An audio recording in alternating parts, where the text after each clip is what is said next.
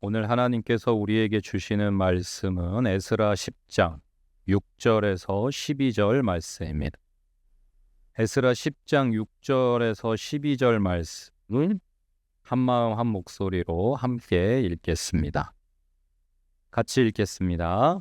이에 에스라가 하나님의 성전 앞에서 일어나 엘리야십의 아들 여호하난의 방으로 들어가니라. 그가 들어가서 사로잡혔던 자들의 죄를 근심하여 음식도 먹지 아니하며 물도 마시지 아니하더니 유다와 예루살렘에 사로잡혔던 자들의 자손들에게 공포하기를 너희는 예루살렘으로 모이라. 누구든지 방백들과 장로들의 훈시를 따라 3일 내에 오지 아니하면 그의 재산을 정몰하고 사로잡혔던 자의 모임에서 쫓아내리라 하매 유다와 베냐민 모든 사람들이 3일 내에 예루살렘에 모이니 때는 9째 달 21일 무리가 하나님의 성전 앞 광장에 앉아서 이 일과 큰 비 때문에 떨고 있더니 제사장 에스라가 일어나 그들에게 이르되 너희가 범죄하여 이방 여자를 아내로 삼아 이스라엘의 죄를 더하게 하였으니 이제 너희 조상들의 하나님 앞에서 죄를 자복하고 그의 뜻대로 행하여 그 지방 사람들과 이방 여인을 끊어버리라 하니 모든 회중이 큰 소리로 대답하여 이르되 당신의 말씀대로 우리가 마땅히 행할 것이니이다. 아멘.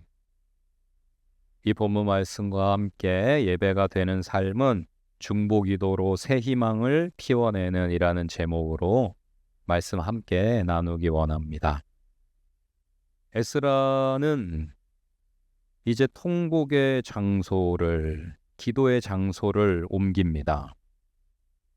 성전에서 일어나 여호하난의 방으로 들어가 먹지도 않고 마시지도 않고 금식하며 기도합니다. 왜 기도하던 장소를 바꿨을까요? 여러분은 어떤 때 기도하는 장소를 옮기시나요? 이제 무언가 중요한 결정과 앞으로 어떻게 해야 될지를 하나님께 더 깊이 아뢰기 위해서, 하나님의 음성에 더 세심히 귀 기울이기 위해서 독립된 공간, 다른 사람들에게 방해받지 않고 또 다른 사람들의 기도나 어떤 소리에 휘둘리지 않는 그러한 공간이 필요했던 것이죠.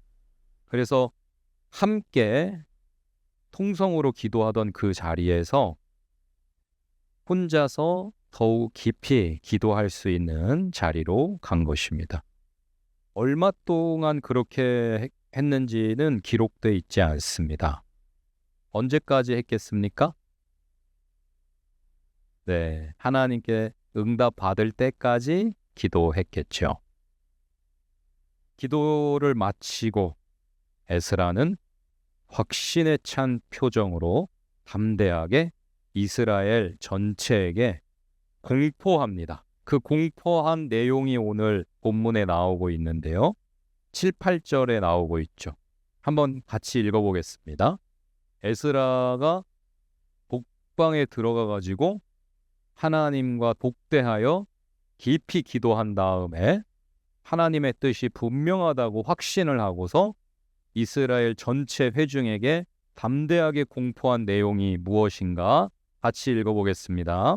유다와 예루살렘에 사로잡혔던 자들의 자손들에게 공포하기를 너희는 예루살렘으로 모이라. 누구든지 방백들과 장로들의 훈시를 따라 3일 내에 오지 아니하면 그의 재산을 정몰하고 사로잡혔던 자의 모임에서 쫓아내리라 하매. 아멘. 공포하기를요, 한 사람도 빠지지 말고 예루살렘에 다 모이라는 거예요. 누구든지 방백들과 장로들의 훈시를 따라서 3일 내에 예루살렘으로 오지 않으면 그의 재산을 정몰하고, 전 재산 몰수도 엄청난 지금 강력한 그런 집행을 하는 것인데, 그거보다 더 무서운 거, 사로잡혔던 자의 모임에서 쫓아내리. 와, 사로잡혔던 자의 모임이 뭐예요? 사로잡혔던 자가 누구를 말하는 겁니까? 바벨론에 의해 포로로 끌려갔던 사람들을 말하는 것이죠. 그래서 다시 하나님께서 거룩하게 구별하셔가지고 지금 에스라와 함께 돌아오게 한, 혹은 1차 귀환으로 스룹바벨과 함께 다시 돌아온 사람들, 그 사람들이 바로 사로잡혔던 자의 모임이죠. 그러니까 이제 새로운 이스라엘로 새롭게 세워져야 되는 그 공동체, 거기에서 쫓아내버리겠다는 거예요. 하나님의 백성으로 성전과 성벽을 다시 짓고 내적으로는 율법과 삶을 새롭게 해가지고 다시 하나님, 우리 하나님 되시고 우리는 하나님 백성으로 살아가겠다는 그 한 가지의 가치와 목표로 한 마음을 품고서 돌아온 그 공동체 무리에서 축출된다고 하는 것은 유대인에게 있어서는 사형선고와 마찬가지. 그 안에 들어가지 못하면 구원이 없는 것이고, 하나님 백성으로, 하나님 자녀로 살아갈 수가 없는 것이고, 하나님의 보호하심과 돌보심과 입히심과 먹이심을 더 이상 누릴 수 없게 된다는 의미이기 때문에 전재산 정몰보다도 더 무서운 것이죠.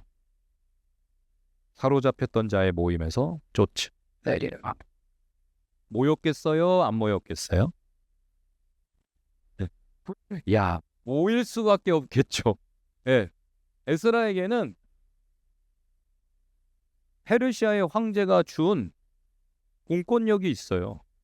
네가 가서 너희가 믿는 하나님의 율법을 실정법으로 다시 부활시켜가지고 유다 지역에서는 너희가 믿는 하나님이 주셨다는 그 율법이 너희를 다스리는 법이 되게 해라. 페르시아 법이 있지만은 너희가 너희 하나님이 주셨다는 율법으로 그 지역의 백성들을 다스려도 좋다라고 공권력을 줬어요, 에스라에게. 지금 에스라는 하나님의 헤세드 안에 페르시아 황제에게 받은 그 권력을 사용해가지고 하나님의 뜻을 이루는데 사용하고 있는 것이죠. 전재산 몰수하고 공동체에서 축출하겠다고 하니 모였습니다. 정말 뭔가 다 소집을 시킬 때에는 괜히 심심해서가 아니겠죠? 한 사람도 빠지지 말고 다 모여라고 했을 때에는 뭔가 큰 일이 그날 있을 것이기 때문에, 큰 어떠한 선포, 어떠한 결정, 어떤 새 일이 일어날 것이기 때문에 모이라고 한 것일 텐데, 그럼 그런 날은 날씨가 어떠면 좋을까요? 좀 뭔가 새로운 선포를 하고 새로운 시도를 하고 새로운 마음을 가지려는 날은 좀 어떠면 좋아요? 맑고 밝고 화창하고 정말 막 에너지가 샘솟아 날 것 같은 그런 적당한 습도를 가진 날이면 좋겠죠. 오늘 습도가 엄청나니까 우리가 막 이렇게 파김치처럼 흐물흐물해지지 않습니까? 그런데 그날 하필 날씨가 어땠다고요? 9절에 보면은 큰 비 때문에 떨고 있었다. 하필이면은 오늘 또 비가 왔죠. 갑자기 큰 비가 쏟아졌는데, 오늘 이 설교, 이 본문을 더 쉽게 그려보고 체감할 수 있게 하시려고 하나님이 큰 비가 내리는 날을 오늘 우리에게 또 주셨네요. 모였는데 날씨는 큰 비가 내려가지고 막 당시 뭐 우산 씁니까? 다 젖고 축축하고 눅눅하고 춥고 오들오들 떨면서 무슨 일이야 그러면서 수많은 사람이 모여있는 그 광경을 여러분 그려보십시오. 그러나 이미 에스라로부터 시작되었던 성령이 역사하셔서 온물과 같이 터진 회개의 큰 통곡이 공동체 전체를 휩쌌고, 지금 울며 회개하고 이제 모인 자리, 무언가 하나님이 이제 새 일을, 어떠한 우리를 향하신 뜻을 말씀하실 게 분명하다는 어떤 그런 기대감과 설렘이 공존하는 그러한 사람들의 심정과 그곳의 분위기. 무언가 하나님이 뭔가 말씀하신다. 잘 들어야 돼. 지금 이 날씨를 뚫고도 우리는 새로운 소망으로, 새로운 희망으로, 새로운 내일로 나아가야 돼라고 하는 그런 어떤 비장함이 오늘 우리에게도 있으시기를 축복드립니다. 오늘 날씨를 뚫고 오셨는데요. 오늘 하나님이 나에게 뭔가 말씀하신다. 내가 오늘 이 예배 참여한 거 결코 우연이 아니다. 하나님이 소집 명령을 내리셨다. 하나님이 오라고 하셔서 내가 온 거다. 하나님이 허락치 않으셨으면 나 못 왔다. 내가 이 자리에 있는 것은 하나님의 뜻 안에 있는데 하나님이 오늘 나에게 어떠한 말씀을 하실 것인가? 내 인생에, 우리 교회에 어떠한 새로운 일을 오늘 선포하실 것인가? 기대하시면서 비장한 마음으로 내가 말씀하시는 대로 내가 준행한, 개혁한다. 내가 바로 시작한다. 라는 그런 마음으로 우리가 하나님의 말씀을 들을 수 있기를 소원합니다.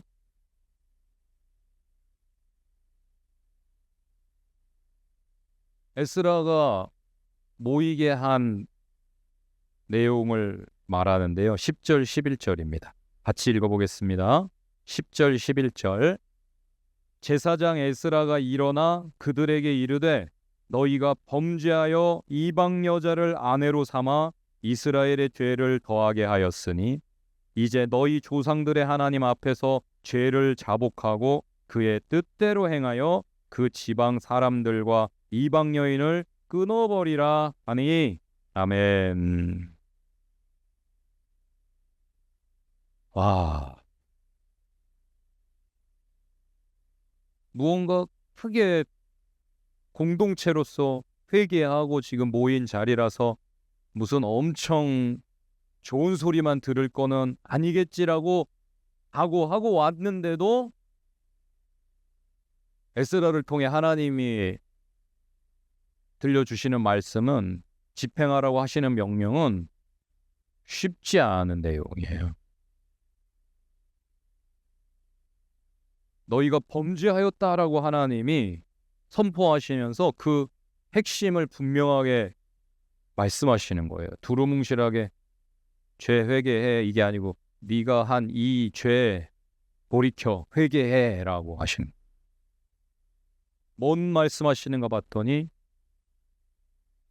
이방 사람들과 혈연 관계를 맺었다는 거. 지금 사로잡혔던 자의 모임이라고 표현되어졌던 이 거룩하게 다시 구별되어진 공동체가 목숨 걸고 지켜내야 될 가장 중요한 한 가지가 있다면 무엇입니까? 지난 70년, 120년 정도의 시간 동안 하나님께서 지키시고 보호하셔가지고 가나안 지역에 아수르를 통해서 수많은 민족들이 왔을 때에도 섞이지 않게 하셨던 사람들. 바벨론에 의해서 끌려갔던 수많은 그 대제국 여기저기서 살면서도 다른 민족들과 통혼하지 않고 섞이지 않고 아브라함으로부터 시작된 이스라엘의 12지파의 그 정체성을 지키면서 다시 하나님이 예루살렘으로 불러 모으셔가지고 하나님의 백성을 새롭게 하실 때에 그 정체성을 지켜서 살아갈 수 있는 하나님의 은혜로 섞이지 않고 보호되었던 사람들이 하나님이 부르신 그 부르심을 따라서 성령의 인도하심을 따라 1차 귀환대로 2차 귀환대로 다시 예루살렘에 모인 거예요. 그러니 와가지고 지켜내야 될 제일 중요한 게 뭐였어요? 성전 세우는 것도 중요하고 성벽 세우는 것도 중요하지만 제일 지켜야 될 것은 무엇이냐면 우리가 이스라엘이라고 하는 정체성이에요. 하나님이 우상을 숭배하는 이방 민족과 섞이면 안 된다고 하신 그것을 지켜내는 게 가장 핵심이었어요. 그런데 그게 무너진 거예요. 에스라가 돌아와가지고 2차 귀환대로 와서 보니까 1차 귀환해가지고 어느새 거기서 50년, 60년 살고 있었던 사람들이 이방 민족들하고 혼이 난 거예요. 그러면서 자연스럽게 여호와 하나님을 섬기는 신앙과 이방 민족들의 신앙이 혼합되어서 예루살렘 안에서 무슨 신을 섬기는지도 모르겠는 그러한 제사가, 예배가 드려지는데 무질서하고 하나님이 기뻐하시지 않는 방식으로 제사가 드려지고 하나님이 주신 말씀대로, 방식대로, 율법대로 제사되어지지 않고 삶이 사라지지 않는 모습을 본 것입니다. 그것이 에스라에게 너무나 충격이었고 그 민족의 죄를 놓고 통회 자복할 때 하나님이 공동체 전체의 회개의 영을 부으시고 다시 회복을 시키시고 계십니다. 성전 성벽 있어봤자 아무리 화려하고 으리으리하고 너무나 멋진 건물 있어봤자 아내가 하나님이 보시기에 아름답고 정결한 순결한 신부가 아니어서는 새로운 이스라엘이 세워질 수 없는. 그래서 하나님께서는 지금 에스라를 통해 율법을 가르치시고 율법을 새롭게 하시면서 가장 중요한 거, 내면을 다시 정결하게, 다시 율법대로 살아가고자 하는 그 의지, 단호히 우상 숭배와 모든 죄악된 이방 문화를 거절하는 삶을 요청하신 것입니다. 여기에 예스하고 돌이켜서 하나님의 요청대로, 명령대로 준행하면 다시 그 공동체 안에 들어오는 것이고, 만약에 거절하면, 부인하면, 나는 그냥 살던 대로가 좋으니까 계속 그렇게 살겠다고 하면 하나님이 다시 세우시는 새 이스라엘에 속할 수는 없는 것이에요. 그런데 여러분, 얼마나 어렵습니까? 하나님 말씀이 준엄하시지만 지금까지 아내로 삼았던 그 시간이 있고 그 가정에 역사가 있고 그 여인과 낳은 자녀가 있고 한데, 우리 자녀들에게 그 이방 여인이 엄마인데 하나님 말씀하셨다고 그냥 어느 날 갑자기 갈라서서 돌려보내고 이스라엘의 정통성을 다시 확립하는 것이 결코 쉬운 일이 아니죠.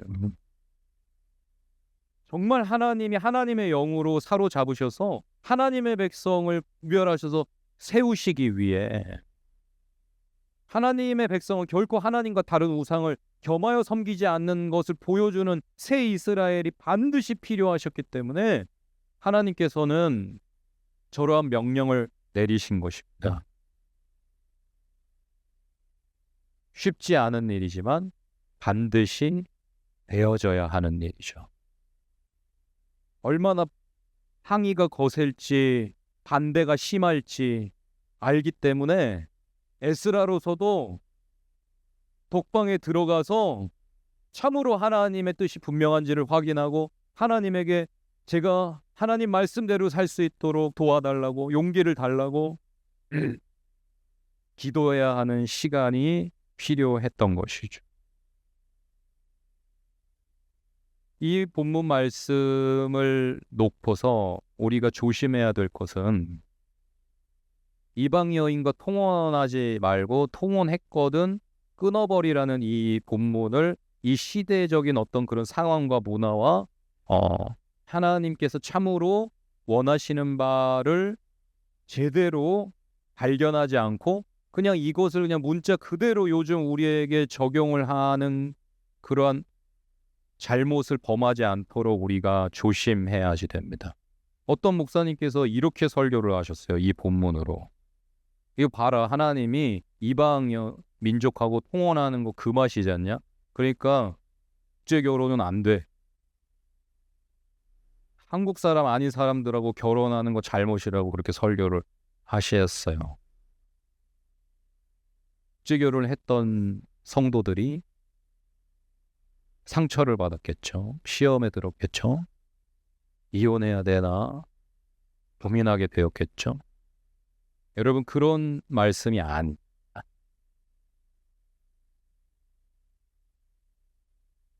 이러한 명령을 내리신 것은 하나님의 백성으로서의 말씀을 준행하는 삶의 모습을 다시 회복하라는 명령이에요. 국제 결혼 안 돼. 그런 말씀이 아니고요.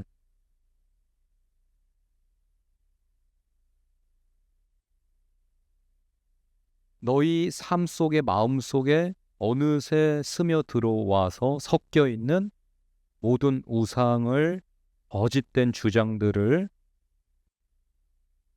단호히 배격하며 주께로 가까이 나아가고 주님을 더욱 사랑하며 하나님을 알아가고 하나님을 사랑하는 그 말씀을 준행하는 그 삶의 자세를 회복해야 된다는 말씀을 하고 계시는 것입니다.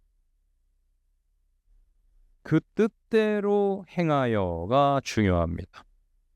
지방 사람들과 이방 여인을 끊어버리라는 것은 그 당시 상황에 대한 내용인 것이고요. 오늘 우리가 우리의 삶에 적용을 해야 될 핵심이 뭐냐면 죄를 자백하고 하나님의 뜻대로 행하기를 다시 시작하라는 그 하나님의 말씀 앞에, 초청 앞에, 명령 앞에 오늘 서시기를 축복드립니다. 참으로 어려운 에스라의 요청이지만 사람들이 어떻게 반응하는지 12절을 보겠습니다. 12절, 우리가 그렇게 하겠다는 선포로 우리의 입술로 마음을 담아서 고백합니다. 시작. 모든 회중이 큰 소리로 대답하여 이르되 당신의 말씀대로 우리가 마땅히 행할 것이니이다. 아멘. 모든 회중이 한마음이 돼서 큰 소리로 대답을 합니다. 에스라, 당신의 말씀대로, 당신의 말씀이라고 하지만 하나님의 말씀이죠. 에스라, 당신이 전해준 하나님의 말씀대로 우리가 마땅히 행할 것입니다. 어떻게 이런 일이 일어날 수가 있죠? 말씀대로 하겠습니다. 하나님의 영이 임하시면 모든 일이 가능하여지는 줄 믿습니다. 오늘 우리에게도 당신의 말씀대로 마땅히 행하겠습니다라고 하는 회개를 통한 순종이 일어날 수 있게 하여 달라고 기도하시는 복된 밤이 되시기를 축복드립니다.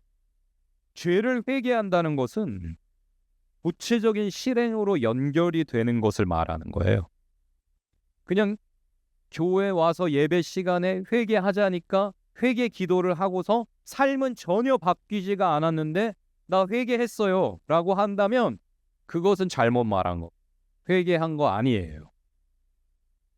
회개를 했다는 것은 내가 어떠한 잘못이 있는지, 문제가 있는지, 죄가 있는지를 말씀을 통해서 깨닫고서 하나님 앞에 그것을 자백하고 제가 이거 잘못했네요, 이거 죄네요, 하나님 마음 아프셨죠, 죄송해요, 용서해 주세요 하고서 정말 삶을 말씀으로 바꿀 때, 내 삶을 말씀대로 맞추어서 그 죄된 삶의 모습, 죄된 삶의 가치관, 모든 우선순위, 습관, 그런 것들로부터 떠났을 때 회개했다라고 말하는 것입니다.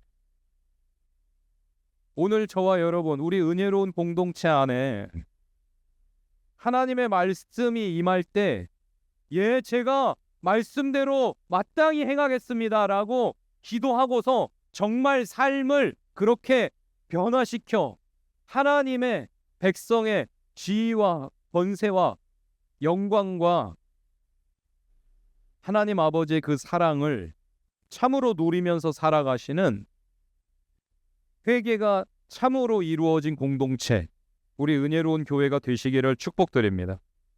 이 일이 이루어지면 절망을 뒤로 하고 희망으로 갈 수 있어요.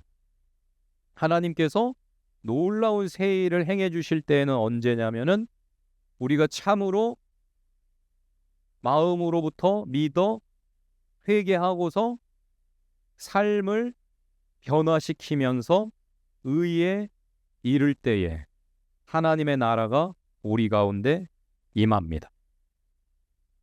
참으로 회개하고 돌이킨 인생에 하나님의 놀라운 새 일들이 일어나게 돼요. 그래서 오늘 우리가 그러기 싫어도 힘들어도 어려워도 너무 마음이 아파도 도저히 내려놓지를 못하겠는 그 무엇이라고 하여도 내 삶에서 구체적으로 실행에 옮기면서 회개해야 할 것이 무엇인지를 깨닫게 하여 주십시오. 기도하시기를 축복드립니다. 하나님, 제가 아무리 힘들어도 어려워도 아파도 못 내려놓겠어도 욕심이 나도 지금까지 그렇게 살아온 게 너무나 익숙하고 편하고 이제는 그게 제일 행복하기 때문에 말씀대로 사는다고 하는 것이 너무나 불편하고 어렵고 힘들고 버겁다고 하여도 제가 그렇게 변화되기를 원합니다. 제가 작은 것 한 가지라도 하나씩 하나씩 참으로 바꾸어 나가는 하나님의 기쁨이 되고 싶습니다. 하나님, 오늘 제 마음에 말씀하여 주십시오. 제가 무엇을 고쳐야 할지, 어떤 생각을 바로 잡아야 할지, 어떤 우상이 나의 마음에, 우리 가정에, 우리 자녀들의 삶에 지금 스며들어 있는지 오늘 깨달아지게 하시고 발견되어지게 하시고 하나님의 나라로 다시 심노하여 들어가는 회개의 은혜가 넘치게 하여 달라고 기도하시는 은혜의 밤이 되시기를 축복드립니다. 모인 이들은 이 말씀을 들으면서 충격에 휩싸였겠죠. 이제 많은 가정이 깨어져야 돼요. 생리별을 해야지. 눈물이 터져 나오고 통곡을 하는 사람이 있고, 그러나 하나님의 말씀을 떠나서 자신들의 멋대로 살았던 죄의 결과이기에 겸허하게 받아들이면서 하나님의 말씀대로 사는 새로운 삶의 모습으로 나아가겠다고 하는 설렘과 기쁨과 평화와 희망이 가득하기에 분노의 자리가 되는 것이 아니라, 하나님 어떻게 그런 명령을 하시나 이렇게 원망하고 투덜거리는 자리가 아니라, 하나님의 말씀이 너무나 준엄하시지만 그 말씀대로 사는 게 옳습니다 라고 겸손하게 말씀의 나를 비추어 변화시키기를 갈망하는 그러한 심령으로 충만한 그곳에 하나님 나라가 임합니다. 오늘 우리의 시대에도, 우리 은혜로운 교회에도 이와 같은 하나님의 준엄하신 말씀 앞에 참으로 마음을 찢고 마음을 깨뜨리고 마음을 부수고 마음을 쪼개어서 내 삶을 말씀에 정렬시키는 놀라운 부흥이, 개혁이 일어나기를 간절히 소원합니다. 간절히 소원하시기를 축복드립니다. 정말 간절함이 있으시기를, 새로워지고 싶다는, 그냥 계속 적당하게 죄와 어우러져서 버무러져서 씻겨놓으면 다시 진흙탕에 들어가고 씻겨놓으면 다시 진흙탕에 들어가는 그런 짐승과 같지 않기를, 정말 사람답고 싶다, 정말 하나님의 자녀답고 싶다, 정말 예수님의 신부답고 싶다, 정말 하나님의 기쁨이고 싶다는 거룩한 열망이 넘쳐나는 의의 공동체, 은혜로운 교회이시기를 축복드립니다.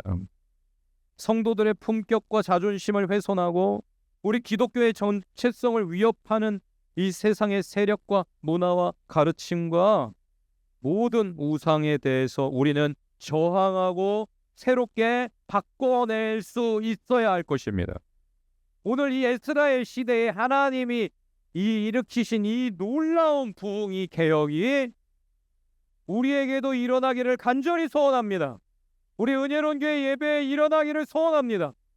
우리의 삶에 일어나기를 소원합니다. 우리 자녀들에게 예배를 향한 열정이 회복되기를, 우리 은혜로운 교회가 복음을 전파하며 영혼을 구원하는 복음의 공동체가 되기를 소원합니다. 정말 새로워져야 될 것들이 많은데, 무너져 있는 삶의 영역들이 많은데 그냥 이제 뭐 이렇게 사는 게 당연하고 이렇게 사는 게 익숙하고 이렇게 사는 게 편안한 게 아니라, 그런 줄 알면서도 오래오래 돌아가지 않고 마음을 찢지 않고 회개하지 않으며 그냥 좋은 게 좋다고 살아왔지만, 오늘 하나님이 에스라서의 말씀을 통해서 우리에게 말씀하시니, 야 은혜로운 교회야, 너희가 지금 말씀에서 떠났어. 너희가 지금 내 마음에서 멀어. 돌아와라. 돌이켜라. 회개해라. 새로워져라. 말씀하고 계시니 하나님 말씀 앞에 반응하시기를 축복합니다. 저와 여러분의 마음마다 양심마다 말씀이 좌우의 날성 범이 찔러 쪼개시기를 축복합니다. 말씀이 마음에 작동을 하는지 점검을 하셔야 돼요, 지금. 그래서 그 마음의 말씀이 와서 찔러 쪼개서 삶이 바뀌고 있는 게 예배 때마다 말씀 앞에 설 때마다 뭐가 일어나고 있는지 점검해야지 되겠죠. 예배가 습관이 아닌지, 말씀 매일 읽고 묵상하고 뭐 설교 듣고 하는 게 그냥 문화가 아닌지, 정말 하나님 앞에서 내 삶이 비추어지고 내 죄가 드러나고 회개하고 살아나고 삶이 조금씩 변화되어지고 우리의 내면이 예수님을 닮아가는 그러한 성숙과 성장과 하나님의 나라를 향한 철로 역정의 나의 삶인지 오늘 돌아보시면서 나는 하나님의 말씀을 얼마나 귀히 여기는지, 말씀대로 살려는 어떠한 의지가 있는지. 우리는 제일 쉽게 말하는 게 항상 말씀은 정말 좋은데, 귀한데, 은혜로운데, 하나님 말씀이 진리인 거 아는데 난 그렇게 못 살아. 우리는 너무나 쉽게 살아보려고 계속 피 흘리기까지 돌을 맞는 심정으로, 정말 순교하는 각오로, 어느 공동체에서든지 그냥 쫓겨날 각오로, 호적 파일 각오로, 왕따 당할 각오로 말씀을 지켜내려고 하는 그런 게 아니라, 너무 상황과 형편이 어려우니까, 공동체 안에서 왕따인 건, 괴롭힘 당하는 건 두려우니까, 근데 그렇게는 못 살죠. 하나님도 아시죠. 이해하시죠. 원수를 사랑하라는데 그렇게까지는 못 살죠. 70번씩 7번 용서하라 하시는데 제가 그렇게까지는 못 살죠. 물론 하나님도 다 아시죠. 우리의 연약함. 그렇게 못 살았다고 뭐 다 지옥 보내시는 거 아니죠. 잘했어, 다음에 다시 더 잘해보자, 이렇게 하시죠. 그러나 우리가 너무나 말씀대로 못 사는 거를 그렇게 살려고 정말 최선을 다해보지도 않은 그런 삶의 자세를 당연하게 여겨서는 안 될 것입니다. 그냥 난 사람이라 원래 이래요, 말씀대로 못 사는 거 아니에요? 그런데 예수님은 말씀하셨죠. 너희는 나보다 더 큰 일도 하리라. 성경 전체는 계속해서 말씀하시죠. 내 말씀대로 하면 복을 받고 내 말씀을 버리면 화를 입는다고. 말씀이 생명이라고. 말씀대로 살려는 자세를 잃으면 안 된다고. 그러므로 사랑하는 여러분, 오늘 다시 한번 힘들죠, 어렵죠, 버겁죠, 알죠. 우리가 다 서로 알죠. 우리가 다 똑같은 수준인데요, 인간인데요, 우리가. 그래도 우리가 절대 입을 열어서 그렇게는 못 살지, 안 되지. 여러분, 그러면요, 우리도 그렇게 믿어버리면, 그런 마음으로 살면은 이 세상 사람들한테 우리가 뭘 말할 수가 있어요? 우리 자녀들한테, 가르치는 제자들한테 무슨 말씀대로 살라고 할 수 있겠어요? 할 수 있는 것만 해, 이렇게 가르칠 거예요, 우리가? 하고 싶은 것만 해. 이렇게 가르칠 거예요, 우리가요? 아니잖아요. 안 돼도 해야 돼 라고 가르쳐야 하잖아요, 우리가. 100번을 실패했어도 101번을 또 도전하자라고 해야 되잖아요, 우리가.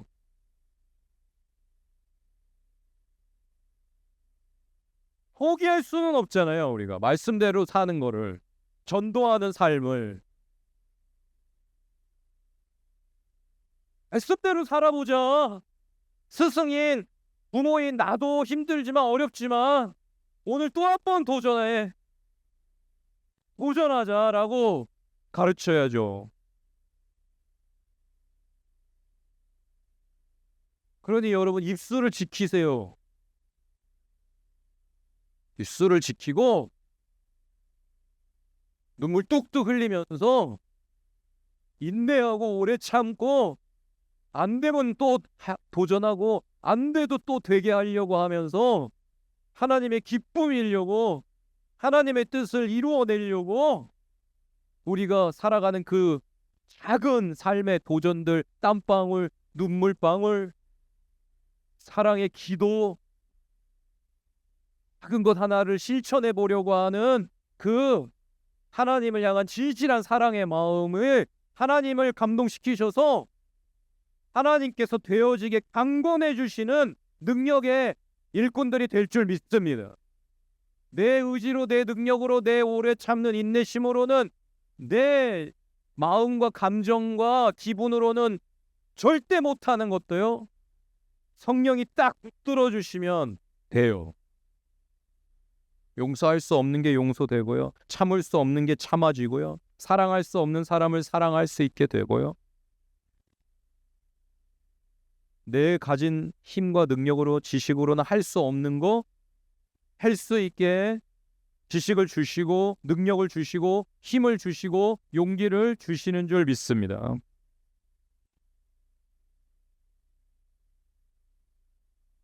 에스라도 연약한 똑같은 사람이죠. 파괴된 이스라엘 백성의 영적 벽을 다시 재건하라는, 어쩌면 가장 중요한, 물론 하나님이 맡기신 사명에 뭐 우열을 가릴 수는 없지만, 성전을 다시 세웠던 스룹바벨, 성벽을 다시 세웠던 느헤미야, 뭐 다 중요하지만은 이 내면의 마음의 영적인 벽을 다시 세우는 역할을 맡았던 에스라, 엄청난 소명 앞에 섰지만은 못한다 하지 않았습니다.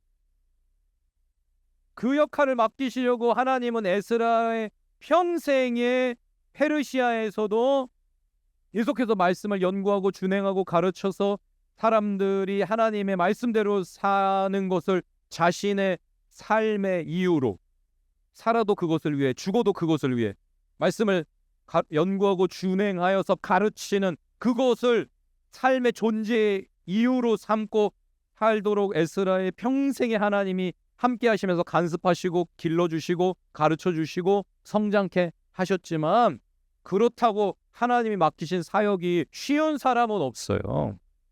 에스라는 말씀대로 사는 게 너무 쉬운 사람이냐면 아니요. 에스라도 죄 많이 짓고 지금 같이 통해 자복하면서 다시 하나님 말씀대로 살겠다는 이 모든 이스라엘 백성들과 똑같은 사람이에요. 그래도 목사님은 하나님의 말씀대로 살기가 저보다 쉬우시겠죠? 천만에요, 여러분. 그렇지 않습니다. 뭐가 필요할 따름입니까? 목사든 뭐 직분이 여러분 뭐든지, 나이가 많든 적든 뭐 남자든 여자든 뭐 다 필요 없고요. 말씀에 순종하는 삶이라는 건요, 끊임없이 죽는 날까지 계속해서 도전하고 배우고 실패하면서 또 도전해보고 양육과 훈련을 통해 습득해가고 체득해가는 것이지, 저절로 주어지는 게 아니에요. 어느 날 갑자기 그냥 되는 게 아니에요. 말씀대로 사는 게 너무 쉽고 편한 그런 어떤 인간이 있는 게 아니에요.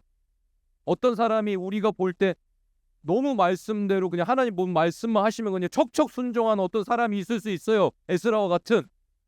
근데 그 사람이 그렇게 되기까지는 엄청난 양육과 훈련과 수많은 실패를 딛고 또 도전하고 또 도전했던 삶이 쌓이고 쌓인 거 결과가 다른 사람들이 어느 날 볼 때 야, 저 사람은 어떻게 저렇게 하나님의 말씀대로만 사냐? 세례 요한처럼 말이죠. 모세처럼 말이죠. 바울처럼. 원래부터 그런 게 아니에요. 요한 사도가, 베드로 사도가 수많은 하루하루가 말씀대로 살려고 떼굴떼굴 부르면서도 포기하지 않고 도망치지 않고 사랑하는 주님을 위해서 한 번 더 순종해 보려고, 한 번 더 말씀대로 살아보려고 한 그 수많은 눈물과 탄식과 실패와 도전이 쌓이고 쌓여서 만들어진 한 사람의 믿음의 거인이. 무슨 말이에요? 포기하지만 않으면 저와 여러분이 다 거기에 오를 수 있다. 등산을 다들 해보셨을 거예요. 산 꼭대기가 올라가야 되는 정상이 보이지도 않아요. 막 점이에요. 저 멀어. 와, 저기까지 언제 가? 시작도 안 하는 많은 사람들 있어요. 아, 등산을 왜 해? 힘들게. 뭔 사석 고생이야. 등산을 뭐로 해? 바닷가나 물놀이나 해. 근데 출발하는 사람들이 있어요. 좋은 걸 알아. 등산이 얼마나 좋은지. 가면 피톤 치듯 건강해지고 근육이 생기고 땀 쫙 빼면서 혈액순환도 잘 되고 몸에 노폐물도 다 빠지고 좋은 공기, 맑은 물 올라가면서 심장도 튼튼해지고 또 정상까지 내가 이 힘든 걸 해냈다는 그런 성취감. 하여튼 하기만 하면 좋은 게 그냥 선물 보따리라는 거는 알아요. 출발을 해. 근데 와, 좀 하다 보니까는 장난 아니야.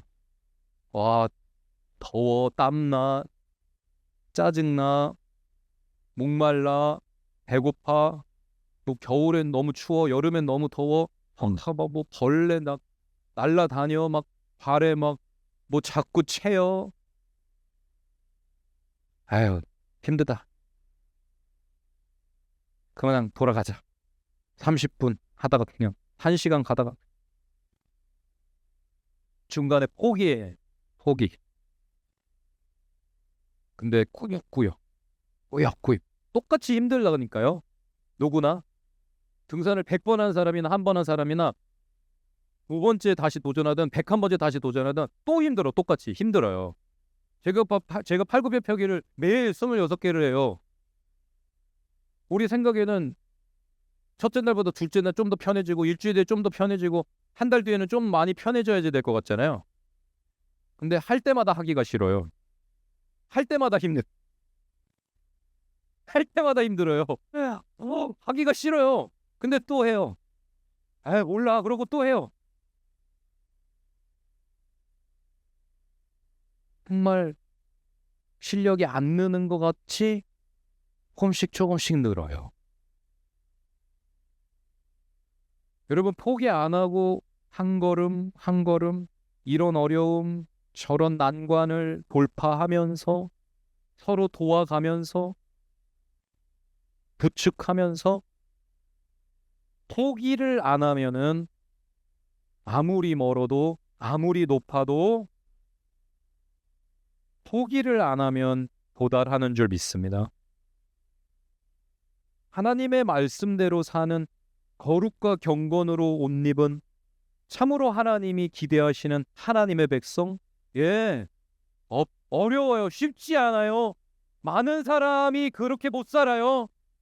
언제나 하나님의 백성 구원받을 믿음의 공동체 소수예요. 언제나 소수예요. 하나님의 백성, 하나님의 공동체가 메이저였던 적 없어요. 역사, 성경 전체를 보세요. 없어요. 언제나 마이너예요. 언제나 소수예요. 엘리야를 보세요, 여러분. 온 세상이 바알 숭배하는데 몰라, 나는 하나님이야. 그런 사람은 엘리야 한 명이었어요. 혼자 싸워야 됐어요, 엘리야가. 저쪽은 수백 명이 때로 몰려오는데. 물론 남겨두신 남은 자들 있다고 하나님이 말씀해 주시면서 격려해 주시지만은 성경 어디를 펼쳐서 보세요. 우리 편이 더 많아라는 데는 없어요.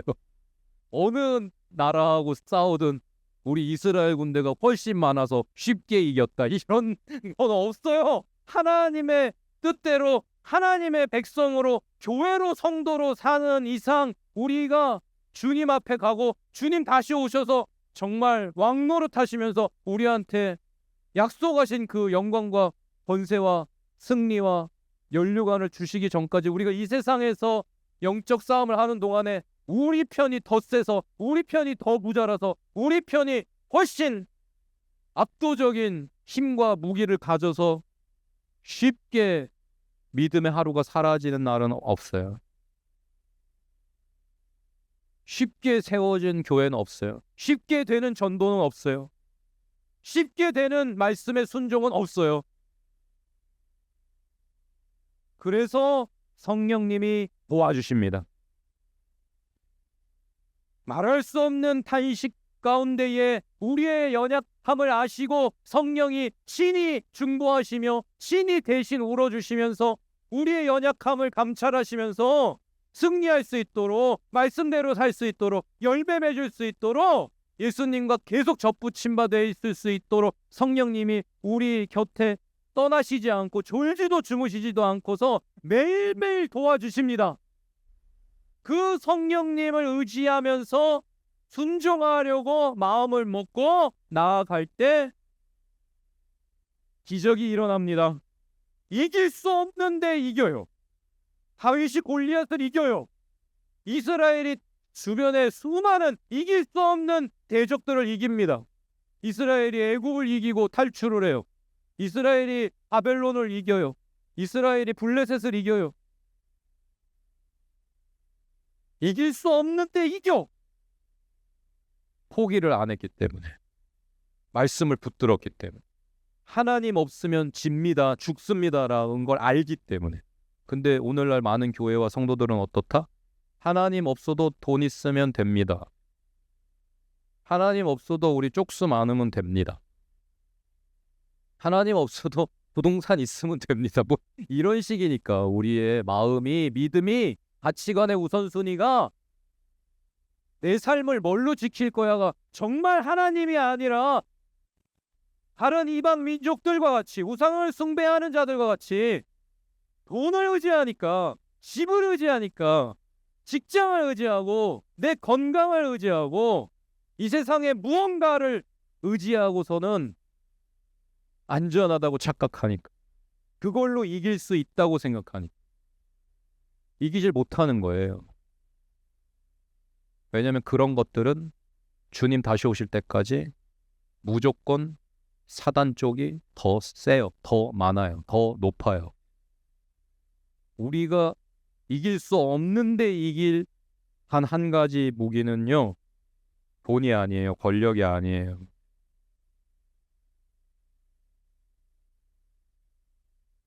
지식이 아니고요, 말씀입니다. 그래서 오늘 하나님은 우리에게 은혜로운 교회야, 말씀을 붙들어. 삶의 하루하루를, 모든 결정을 말씀을 기준으로 해. 근데 엉뚱하게 해석해서 이상하게 적용해서 망하지 말고 제대로 잘 배우고 적용해가지고 오늘 이 본문을 국제결혼 안 돼 막 이렇게 적용하면 망하는 거. 하나님이 정말 말씀하시는 게 뭔가를 제대로 하나님 앞에 배워서 말씀대로 살아라. 포기치 않고 나아가는 은혜가 있으셔서 오늘 이 회중이 다시 도전하는 것처럼 당신의 말씀대로 우리가 마땅히 행하겠습니다. 오늘 그렇게 주님 앞에 나아가는 밤이 되시기를 축복드립니다. 한번 입술로 선포하시겠습니다. 당신의 말씀대로 내 말, 우리가 마땅히 맞다. 행할 것입니다. 내가 아멘. 하나님의 백성으로서 공동체를 다시 세우겠다는 원대한 꿈을 안고 돌아왔던 사람들이지만 시간이 흐르면서 사명도 정체성도 흐릿해져 버렸습니다. 무너진 우선순위와 삶의 가치관, 삶의 현장에서 상실된 하나님의 말씀, 에스라는 그들에게 내적 변화를 요구하고 있습니다. 마음으로부터 새로워져야 다음 단계로 나아갈 수 있기 때문에 무엇보다 먼저 하나님과의 관계를 다시 새롭게 하라는 명령을 하고 있는 것입니다. 종교적 순수성을 새롭게 해야 하는 것입니다. 뭐가 지금 혼합됐지? 오늘 살펴보세요. 우리 은혜로운 교회 모든 문화 안에, 예배 안에, 우리 온라인 사역 안에 정말 순수성을 지켜내고 있는 거야? 하나님이 정말 기뻐하시는 방법으로 싸우고 있는 거야?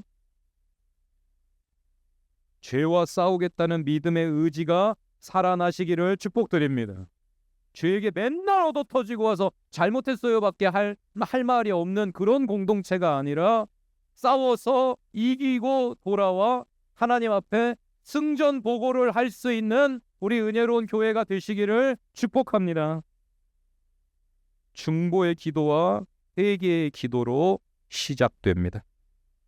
진정한 하나님의 일꾼들은 맡은 영혼들을 위해 끊임없이 중보하는 사람입니다.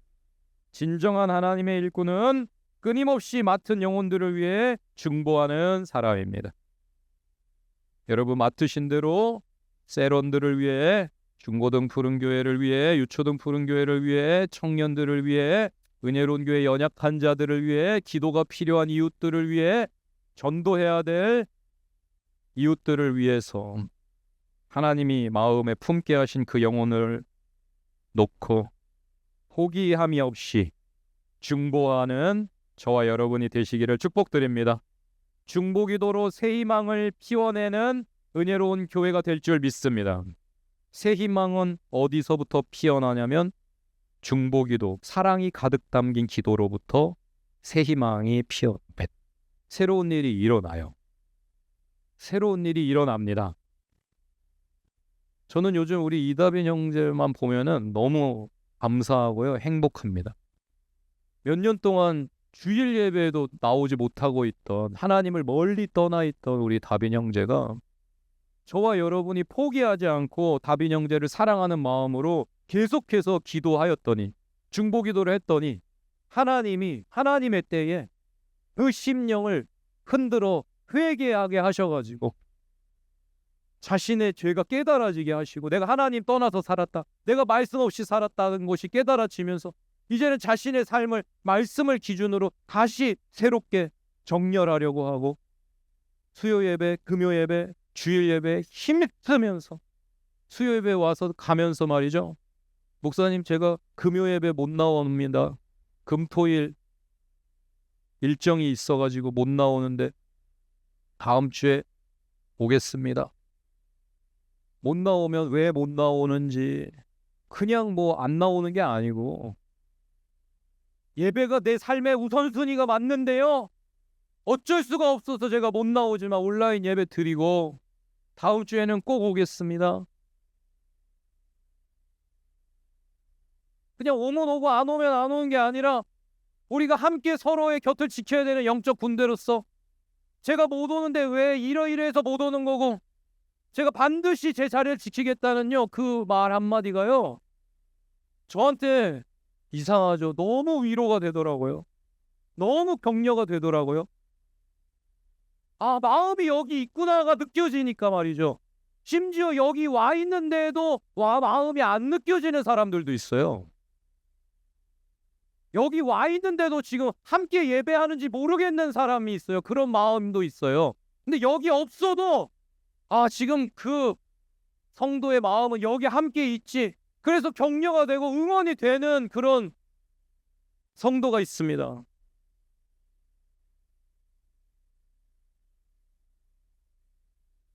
우리의 중보기도가 누군가를 살릴 줄 믿습니다. 가족 구원 포기치 말고 기도하세요. 온 교회가 함께 기도하고 있어요. 가족을 구원하셔야 되는 우리 성도님들, 5년 지나고 10년 지나고 해도 안 되는 것 같으니까 이제 기도 안 하잖아요. 슬슬 적당히 포기하잖아요.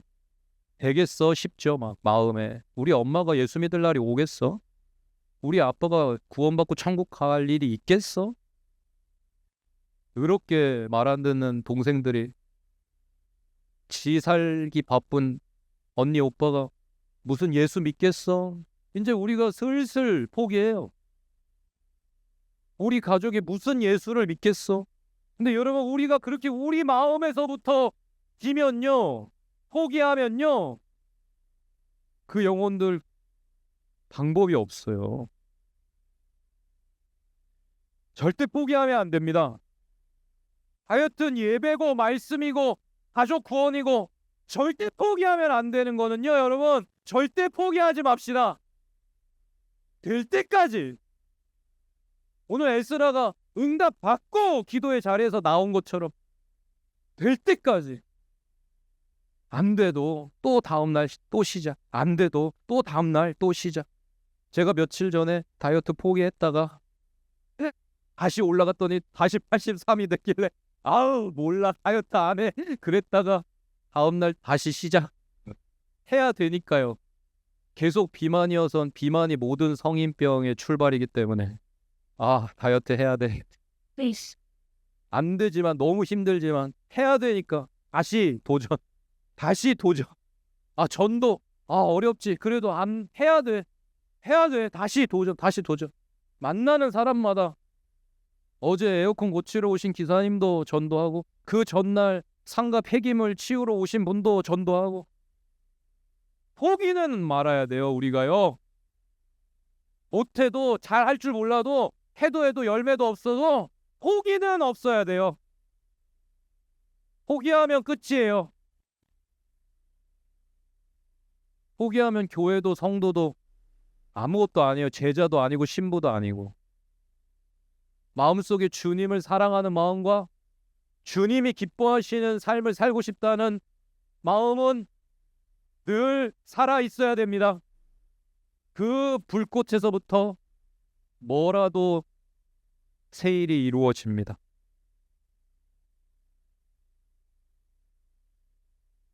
기도하겠습니다.